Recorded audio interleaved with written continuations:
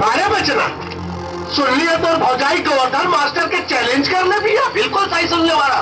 बबुआ के पास होते ही गोवर्धन मास्टर के नौकरी। आप लोग देख रहे हैं सत्या इंटरटेनमेंट हाउस की प्रस्तुति। हमारा चैनल जो लोग सब्सक्राइब नहीं किए हैं तो तुरंत सब्सक्राइब करें और साथ में बेल बटन को दबाएं ताकि हर नई वीडियो आप देख सकें। अच्छा, और कहीं पपुआ फेल हो गई तो का तो भौजाई आज निरहुआ के छोड़ के गोवर्धन मास्टर के लगे चल जाई कार है। जवान संभाल के, भौजी का अगर कुछ कह ले तो जवान काट ले। देखा बड़ा गरमाता रे, लगा था भौजैया देवरों के जवानी का रस चखा दे ले पिया। देखा मोटा को बहुत बढ़ाता रे। जेठ मारे ना, घबरो मत सारे, साल में एक महीना जेठ का भी होला।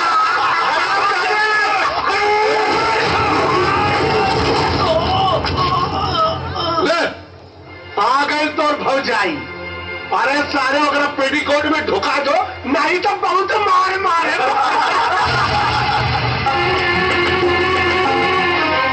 लातों के भूत बातों से नहीं मानते।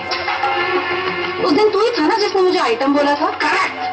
कहे कि तू देखा में और सती सावित्री ना चतुर्भुज स्थान के तब के माल लागू। अब की बार सिर्फ थप्पड़ मारा है, अगली बार जरूरत पड़ी तो चप्पल उतारकर मारूंगी। तोरा के पता नहीं खे केकरा के थप्पड़ मर ले हा। बाप के पता न कि बहुरिया बन के गांव में आग लगावता रे। अब हम बताए तोरा के गांव और गांव के रिवाज। तोरा हिम्मत कैसे भइल रे हमरा बहू पर हाथ उठावे के? कौन लगातारी है चचा?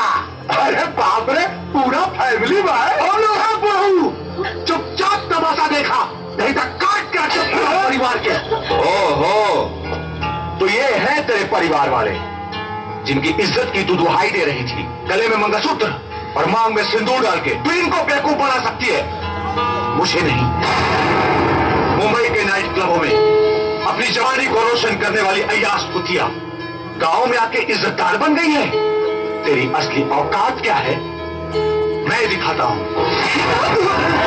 आज तेरी असली औकात पूरा गांव देखेगा। पूरा गांव।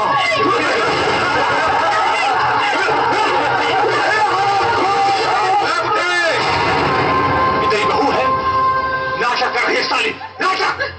पिछले 6 महीने से तेरी बहू बनने का नाटक कर रही है। साला हमारा के तो पहले ही शक रहे कि अनहरा के हाथ में बटन कैसे लग गई। तोरी भाई खोला खोला खोला, एक साले में रहुआ का पूरा कच्चा चिट्ठा खोला। चच्चा सुना तो सुन बुढ़े, मरने से पहले इसके बाप ने एक वसीयत की थी कि जब तक ये शादी नहीं करेगी उसकी प्रॉपर्टी का एक पैसा भी इसको नहीं मिलेगा। तो मजबूरन इसने जेल में जाकर तेरे बेटे से शादी का नाटक किया, ये सोचकर कि कुछ ही दिनों में तेरे बेटे को फांसी हो जाएगी और ये शादी के बंधन से आजाद हो जाएगी।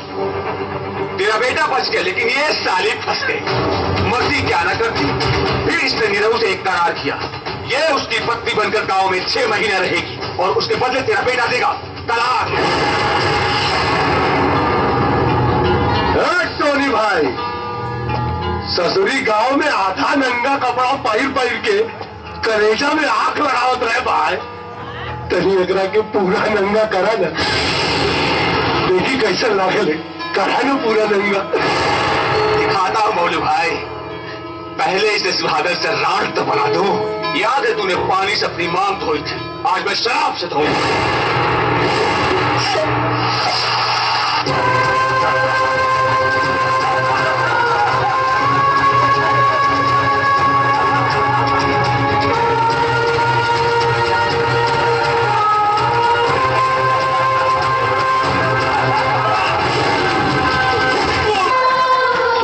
सिंदूर धोए में तब भगवान के पसीना छूट जाइए, तब तोड़ का औकात है।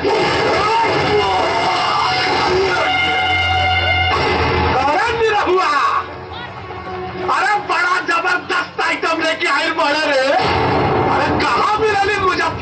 के लीची रे?